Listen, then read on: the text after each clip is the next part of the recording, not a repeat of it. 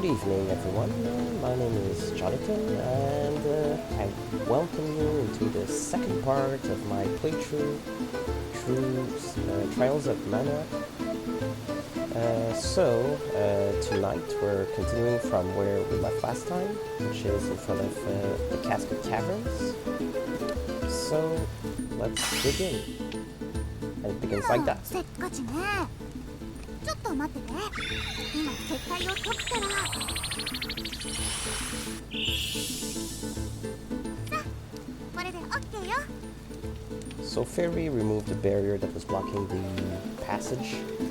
That's how we can go in.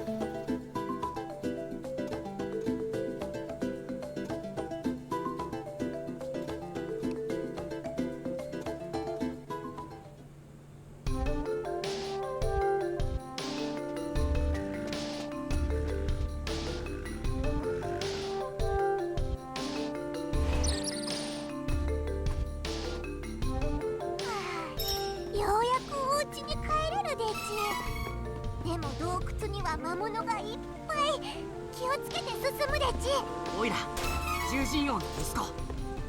戦うの得意。敵、倒せ。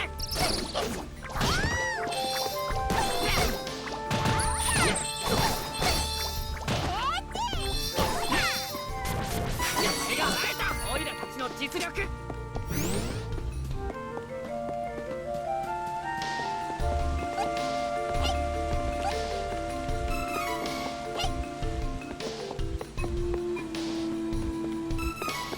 So yes, in this game it's really important to, while early on it's important to look for any form of loot.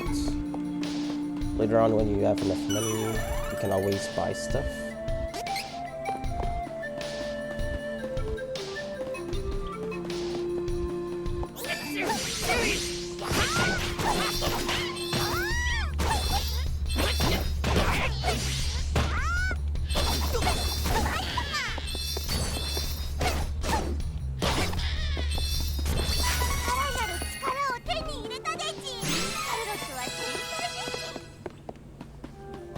Level.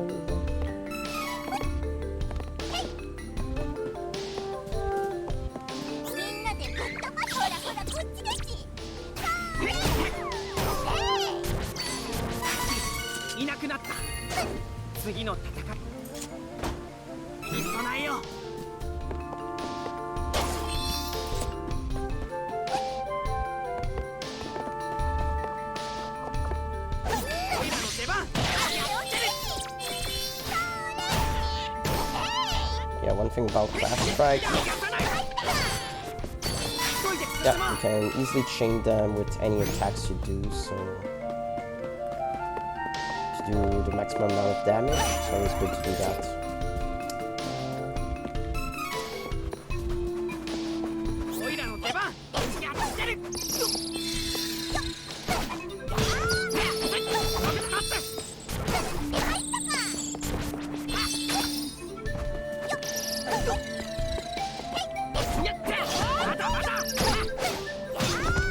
Flying enemies aren't cool. They cannot do as much damage as if they were on the ground. It's not such a big deal. Most of them will fall down after a few hits.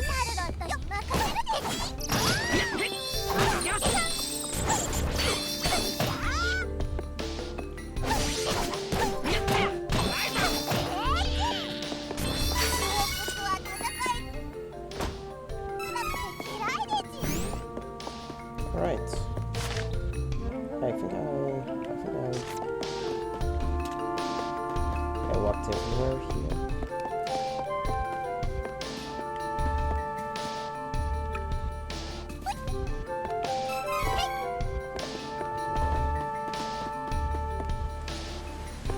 Yeah, normally, you would, if let's say I started with a different character and had Charlotte in my party, I would meet her here.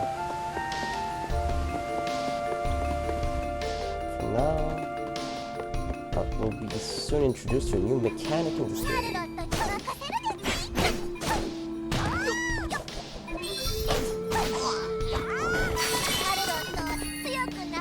ちゃったデジ。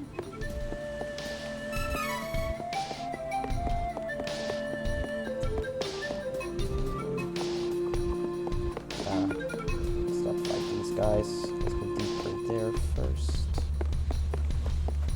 There's a chest.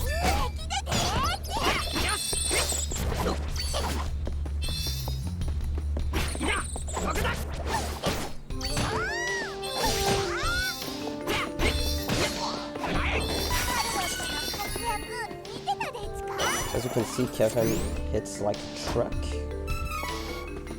As damage is his strength.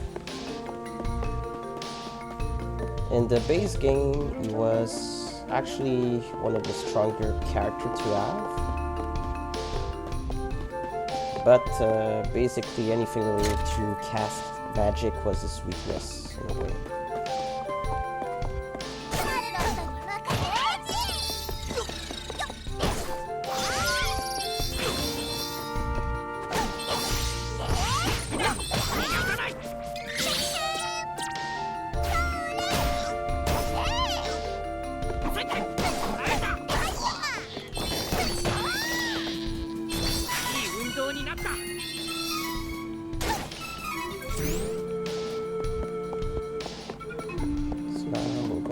And a new day will be upon us.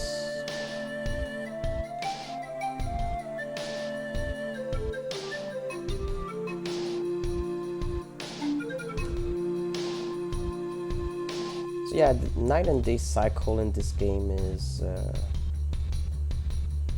it doesn't affect many things. There's certain sections in the game where it's important. But it's not as important as in some other games where you must go to certain places at certain times. Here it's usually a few places where it is that important, but normally the game would tell you.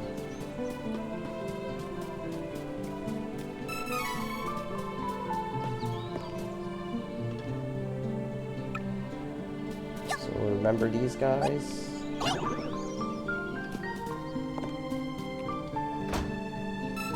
At least it doesn't send us to the other end of the world. Right, time to get in the city.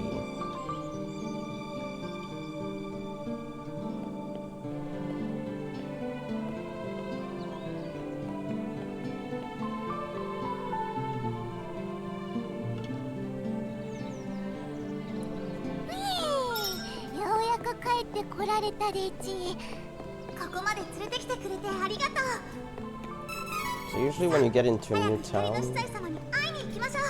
first thing you want to do is look around, look to see if there's any chests. Usually there are a bunch of them. It's free items, so that's always good. And I think now we've got enough item seeds to actually use the pot. I know in my first playthrough, for some reason, I never got item seeds, like, never dropped really from monsters. Here I think I got a lot more than usual.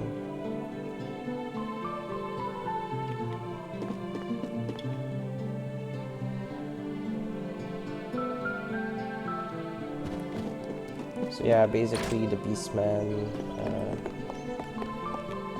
will try to siege this city, but then they will kind of fail miserably because, yeah.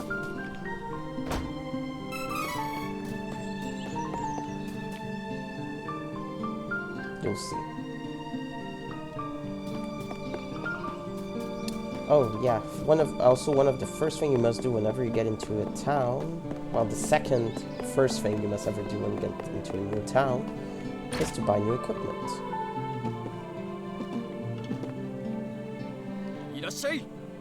Go see the merchants. And usually new city means upgraded gear, so we'll get some pajamas and a leather vest for our friend Kevin.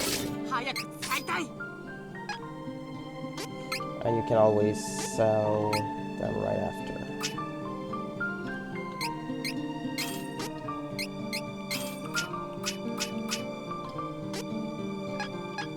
またのお越しを。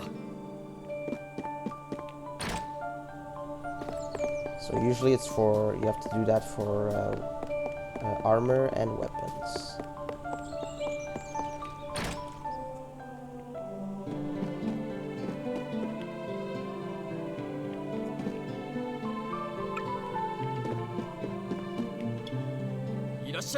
いい商品揃えてるよ。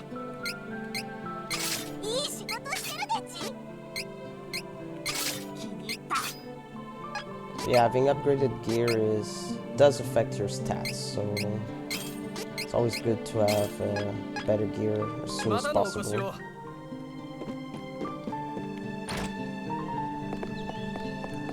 I would say, unlike the base game, where it was doing a dramatic difference, this game your stats are have a little bit more impact, but still getting better equipment is always good. Oh, another thing you probably realize is that Kevin is no longer following me. Whenever you get into a town, the party kind of disbands, and you can go talk to them and learn a little bit more about them sometimes.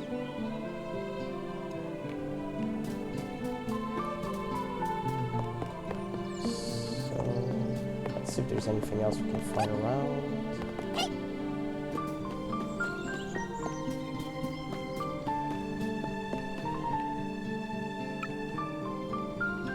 Oh yeah, talking to NPCs is not a bad thing to do, because sometimes some NPCs can actually teach you some skills. But in this case, it is after that section of the game, so after we talk to the Eminence, the Priest of Light.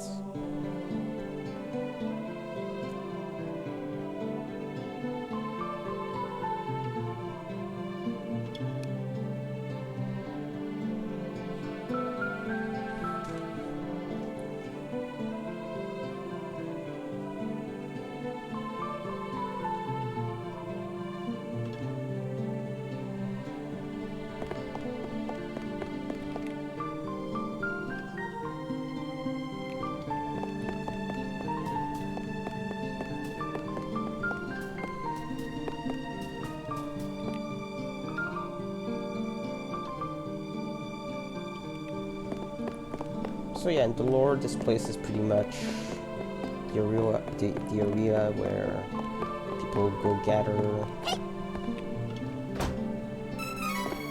and they ask for blessings from the priest, the high priest.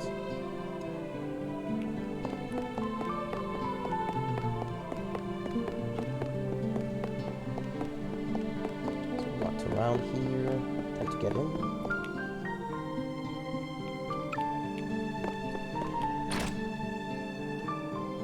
We could directly go see the Priest of Light, but instead I'm gonna explore a little bit. But I did most exploring earlier.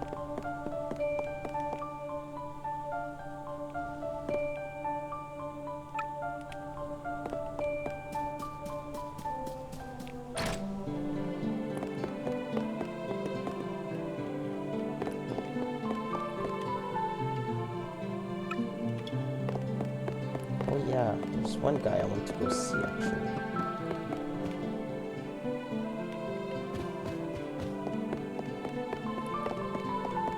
Where is he? So we're looking for that other kid that actually helped us jump out of the place.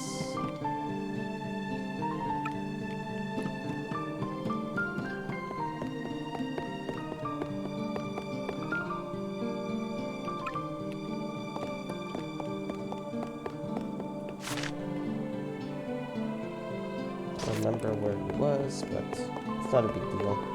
We'll go see him after.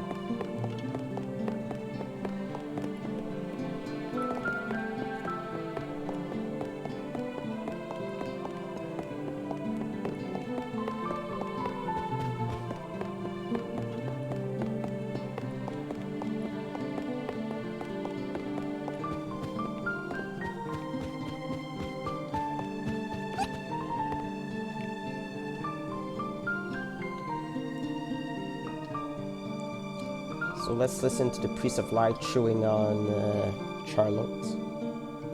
シャルロット、どこに行ってたんじゃ？ごめんちゃい。でもヒースが何があったんじゃ？とね、獣人がヒースいじめてて、シャルロットが捕まって変なやつが魔法でニョーンビローンバヒューって。なんだかさっぱりわからん。ああ、もうじれったいですね。とにかくヒースがその変なやつに連れて行かれちゃったんです。なんということじゃ？光の司祭カール、生き返らせて。大切な友達チビウルフカール。お主、名は？そうか。よく聞けケビン。命あるもの、いつかは死というものが訪れる。それは避けては通れない生きる者の宿命。命は一つ、かけがえのないものだからこそ尊い。だがそれはまた新たな命の誕生につながっている。カールの命は戻らぬが、その魂は今もお主の心に生き続けておるじゃろう。それじゃもうカールは？お主の心の中にカールが生き続けてさえいれば、いつかきっとお主の前にカールの生まれ変わりが現れる日が来るじゃろう。そんな囚人をおいら絶対許さない。カールの仇討つ。ちょっと待って、先に私に話させて。司祭様、私はマナの聖域から参りました。世界からマナが減少し、聖域のマナの木が枯れ始めています。なんと大変じゃ。マナの木が枯れればマナストーンに封印されし神獣たちが目覚め、世界は滅んでしまう。何？おお、シャルロット、なんということじゃ。シャルロット、お前がフェアリーに選ばれてしまうとは。こんな幼子がマナの剣を抜かねばならんことになるなんて。おじいちゃんどうしたの？フェアリーさん、うちのおじいちゃん猛録しちゃったんですかね。ごめんなさい。マナの減少によって私たちは聖域の外では誰かに取り付いていないと死んでしまうのよ。あの時あなたに会ってなければ。 So yeah, basically kid, you're fucked. なんだかさっぱりわかりませんでち。そういう難しいこと言う人はシャルロット嫌いでち。フェアリーさんはおじいちゃんとこに行くでち。それができれば苦労せんわい。フェアリーは一度宿主を選んでしまうと、その宿主が死ぬまで一生離れることができんのじゃ。何ですかそれは。嫌でち嫌でち。司祭様、私にシャルロットをお預けください。今やこの子にしかマナの剣を抜くことはできないのです。お願いします。マナの女神はこの子になんと過酷な運命を与えたもうたのか。シャルロットよ、気をつけていくのだぞ。何勝手に決めてるでちか。シャルロットは行きませんよーだ。ヒースを助けなくていいの？ヒースがさらわれた場所に邪悪な気配が残っていたよ。ヒースを助け出すにはきっとマナの力が必要になる。でそもそのマナの剣って一体何日か？マナの剣、それは全ての精霊を司る古の力の象徴。マナの女神が世界の創造に用いし黄金の杖の仮の姿。マナの剣を手にせし者、世界を支配しうる力与えられん。その剣、今なおマナの木の根元に密かに眠らん。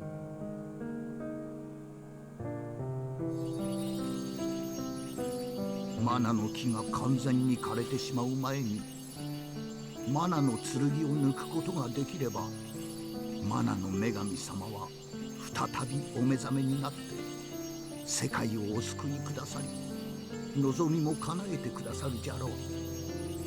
マナの木が枯れてしまったら、ヒースをさらった邪悪なものの力が増大し、ヒースを助け出せなくなるよ。それを早く言うでち。ヒースを助けにレッツゴー。で、そのマナのなんとかってところにはどうやって？ごめんなさい。マナが減ってしまい、私にはもう聖域への扉を開くだけの力は残っていません。世界のさまざまなところにマナストーンと呼ばれる真珠が封印されし8つのエネルギーポイントがある。これらのマナストーンからエネルギーを解放すると、マナの聖域と現世をつなぐ聖域への扉が現れる。この扉に入ればマナの聖域へとたどり着けるのだが、マナの女神が眠りについた時、聖域を現世から封じるため、8つのマナストーンのエネルギーは封じられてしまった。どうすればいいでち？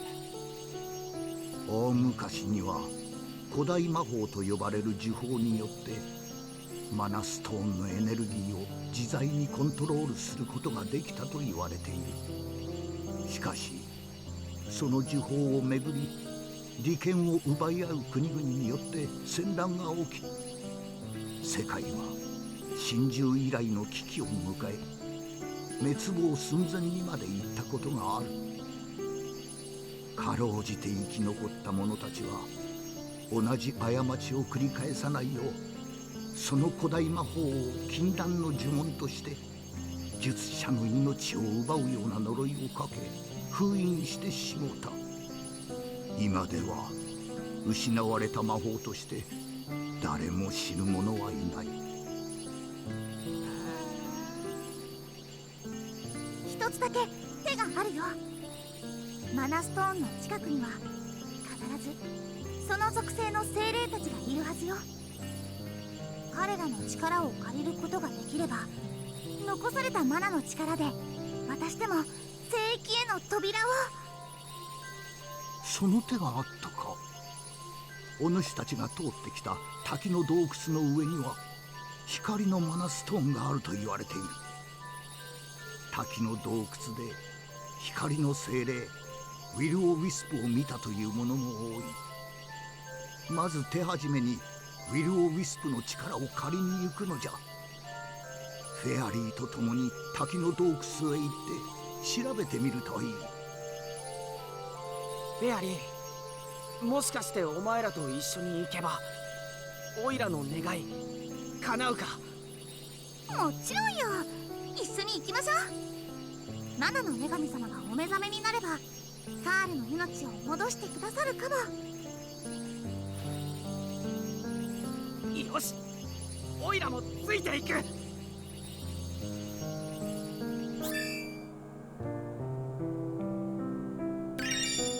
So yeah, we learned the chain abilities. So chain abilities, how they work is that it's like the abilities you learn while increasing your stats, but they can be assigned to any characters instead of the specific character who learns it. So plus 30 hit points. Yeah, you see they give the explanation right there. So yeah, talking to some NPCs will unveil some of these abilities. I just want to make sure of something though.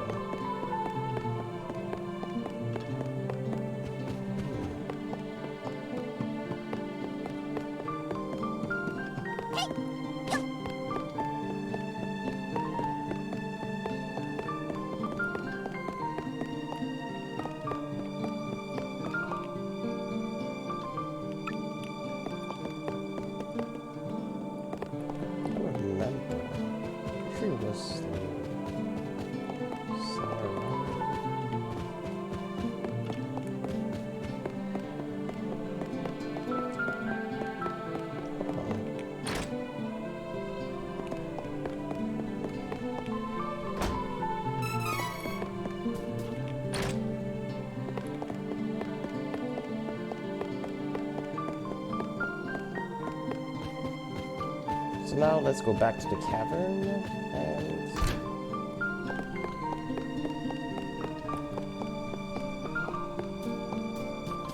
let's look around these gardens just to make sure I didn't miss anything. Didn't.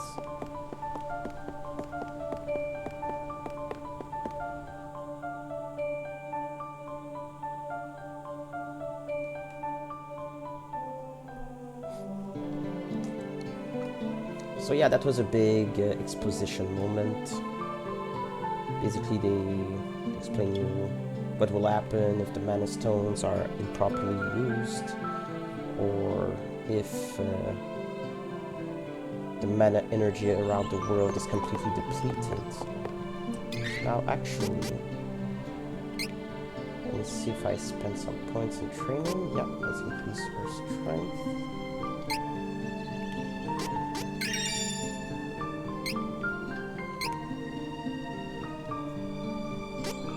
Actually, I might swap out a few abilities there.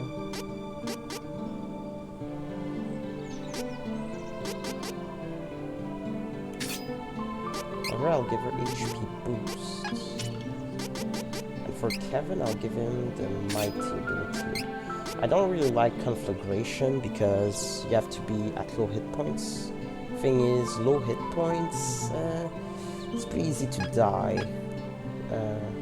You'll see later on. Kevin, I also point points in strength, so when they'll complete their strength 3s, I will go for a different stat.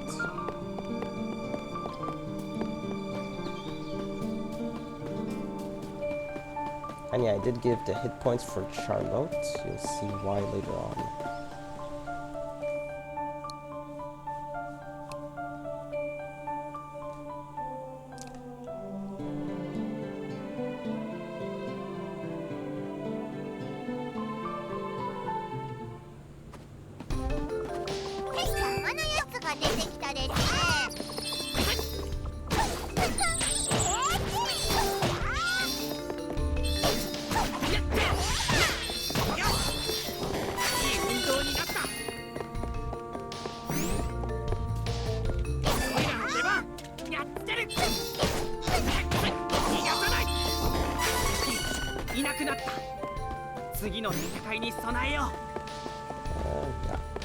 Remember when I said I was map challenged?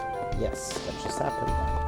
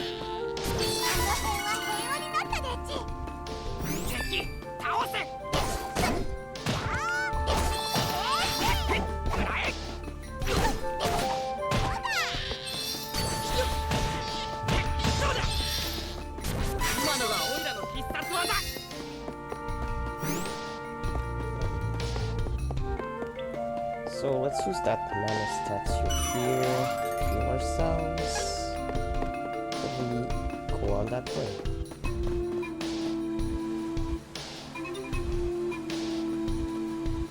あれがフェアリーさんが言ってた穴ポコでちね。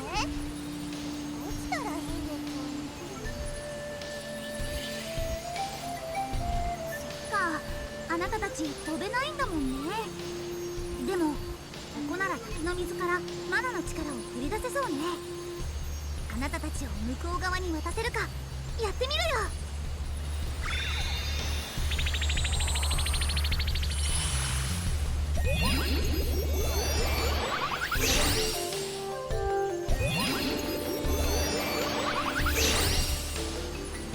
やったね。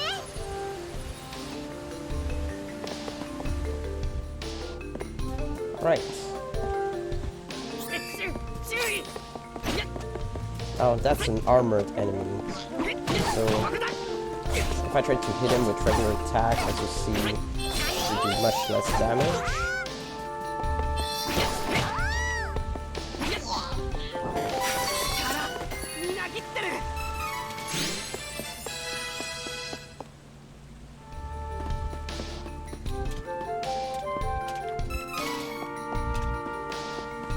So there's two ways of breaking armored enemies, either by keep on attacking them with light attacks, or using a charge attack.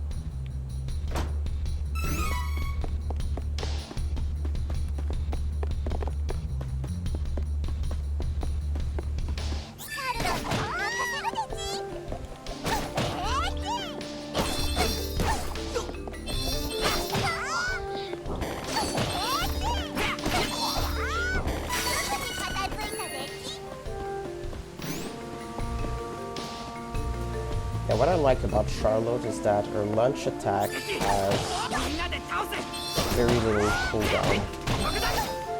You can quickly chain it with any attack.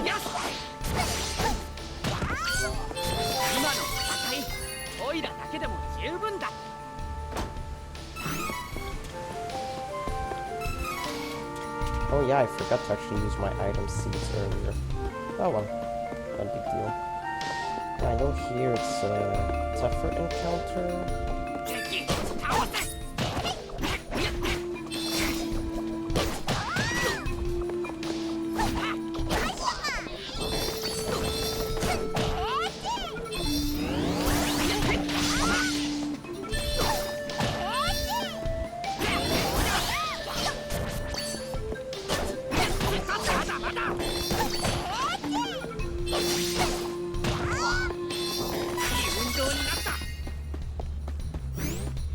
So my party is level 5 right now, which is a good level since it's the level of the area you're in.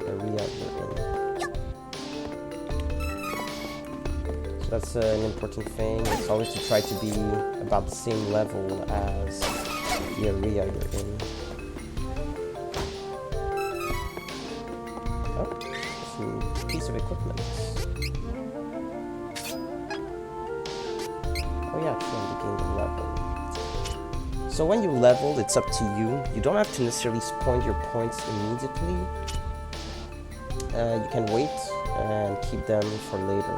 Like now I have 1 point. 1 point won't do much for any stats that I have. So for now we can leave it alone.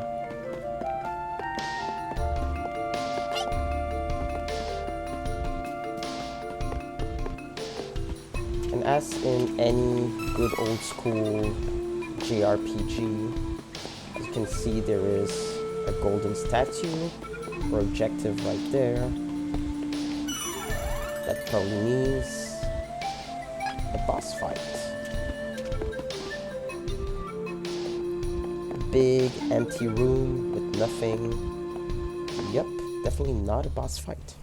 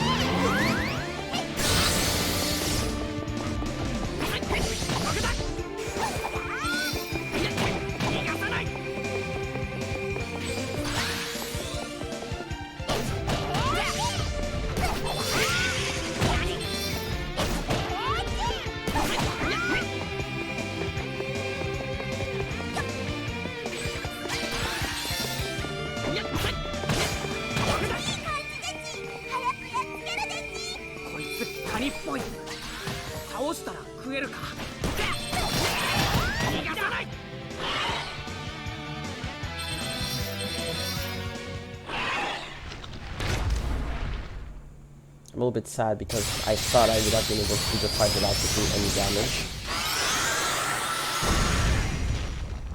That would have given me 10% more experience. But it's fine.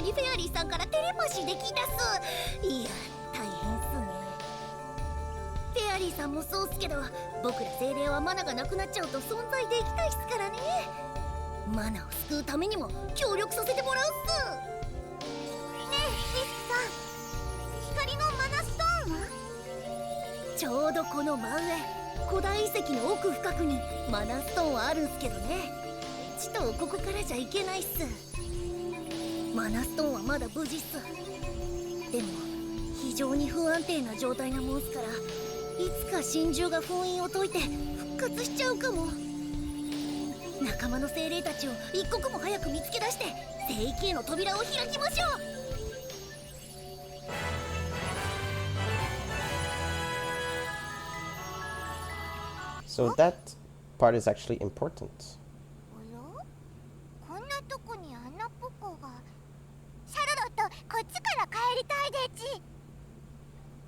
So now we unlocked, there we go.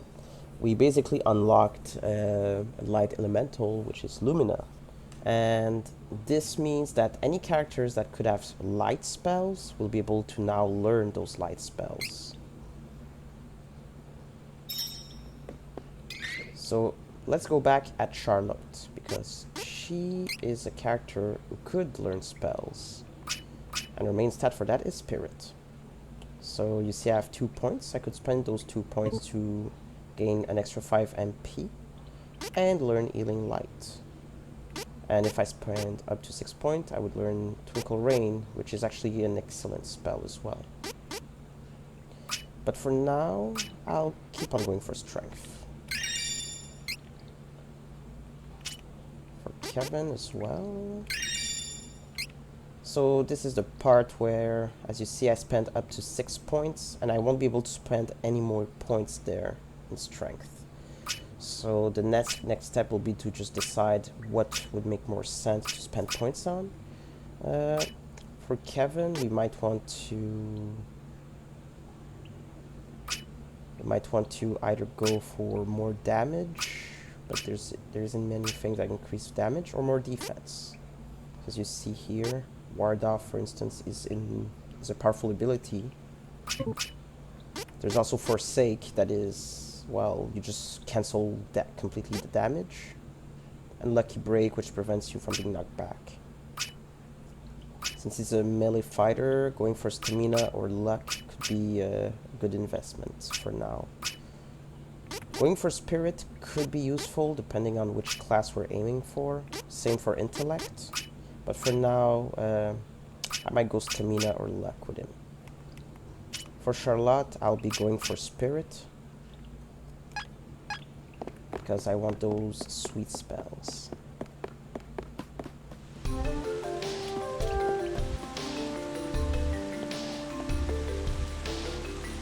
Oh yeah, see, like when I said I was map challenged? Wait, they both said you're at the same place.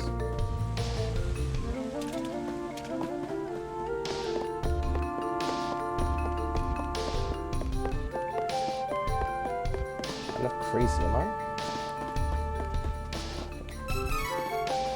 Okay, no, it wasn't the same place. Oh, wait. I missed that.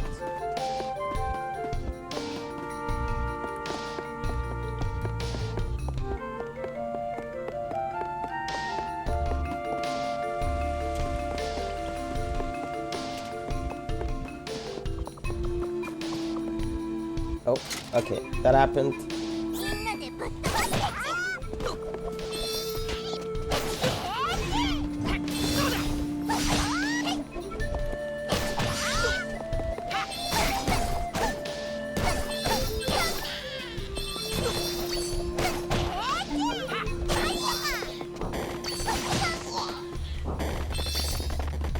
So yeah, since it's night, it's in a werewolf.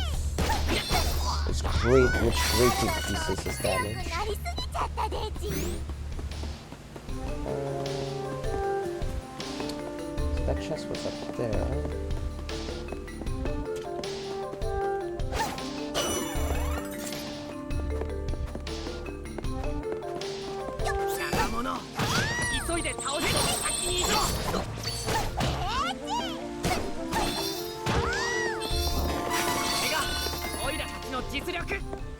How did I get that chest up there?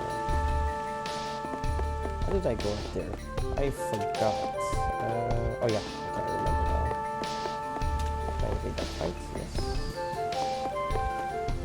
Can I invade that fight?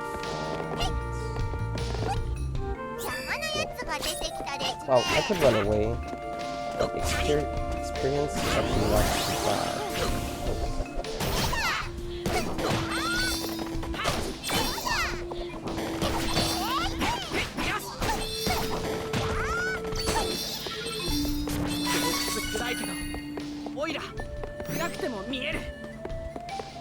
Or, that thing wasn't there, was it? Oh well. みんなでぶっ飛ばして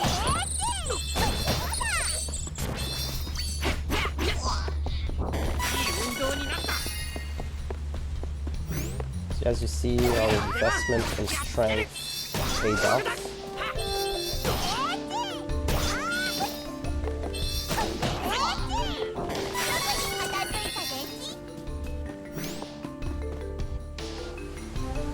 Time to go back.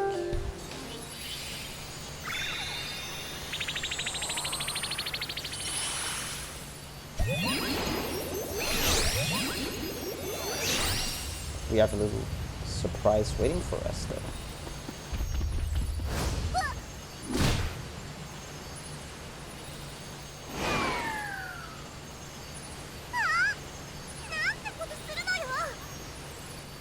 お前らのおかげで滝の洞窟の結界が消え、労せずして生とウェンデルへの侵攻が可能になった。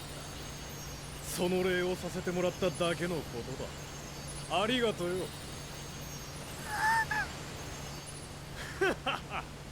よし、行くぞ。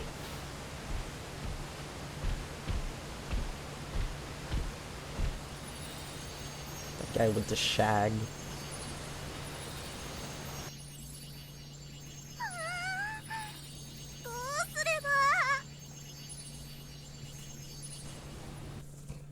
So now we'll have another cutscene, and then after that, I think it'll be a good time to end.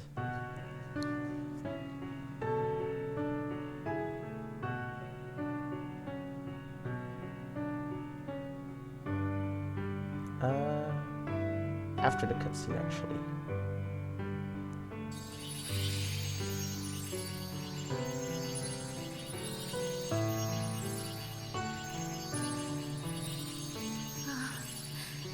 マナの木が枯れていく。聖剣を抜く勇者を見つけ、マナの女神様を覚醒させなければ。 So that's pretty much 人間界の光の司祭様にこのことをお知らせしましょう。 like the start. When you start the game, it's pretty much the same cutscene, but then you have more context. So all the fairies realize that the tree is dying, so then they're trying to go to the mainland.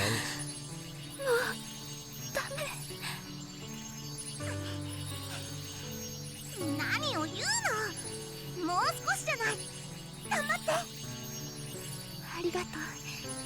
でも残りの力では人間界まで持たないよ。残りの私の力、あなたに託すわ。頑張って。私たちももう限界。あとはよろしくね。勇者を見つけ、必ずマナの木を救って。 So what the game doesn't tell you is that these fairies that like dipped, wow, you won't see them again in the game. Just saying.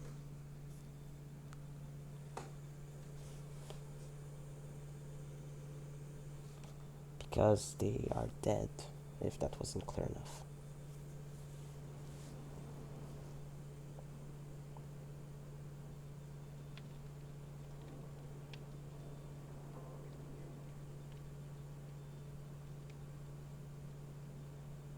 So now we have the Skyrim treatment, which means we wake up in a jail.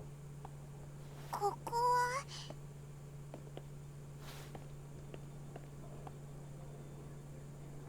おーい、誰か。ここから出すですよ。静かにしろ。誰も来やしねえよ。 We're introduced to our third character. あんた誰？ここは何なんですか？俺はフォルセナの剣士デュランだ。ここは城塞都市ジャドの地下牢。ビースト兵が気絶したお前らを運んできたぜ。まったくあいつら許せねえ。俺の寝込みを襲いやがって。普段だ絶対奴らには負けねえ。お前らも似たようなもんだろ。まあ見てなって。奴らに一泡吹かせてお前らも助け出してやるからさ。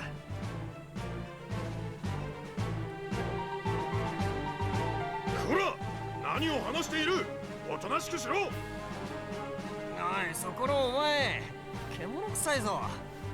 くっせえ、たまんねえな。なんだと。貴様許さん。下がってろ。 Yeah, Duran is a cocky,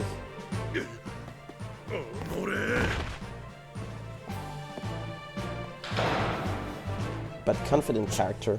しまった。へへ、バカめ。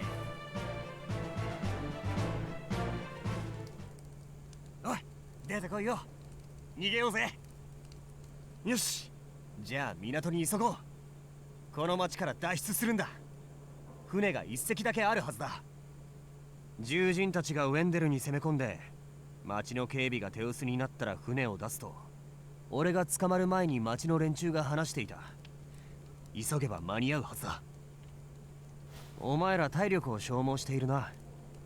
そこの女神像にお祈りして回復しといた方が良さそうだな。さあ急げ。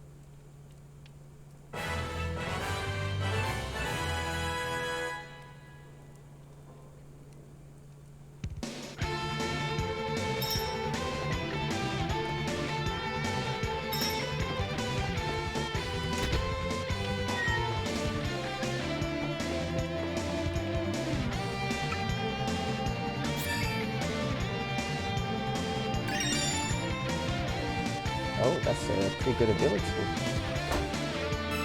Plus an MP. So, like I said, this seems like a good time to stop the video for now. So, I was happy for you guys to stay there and listen and watch this. So, I wish you a good evening, and see you guys the next time. So we'll see where that boat will lead us, and listen to that nice music.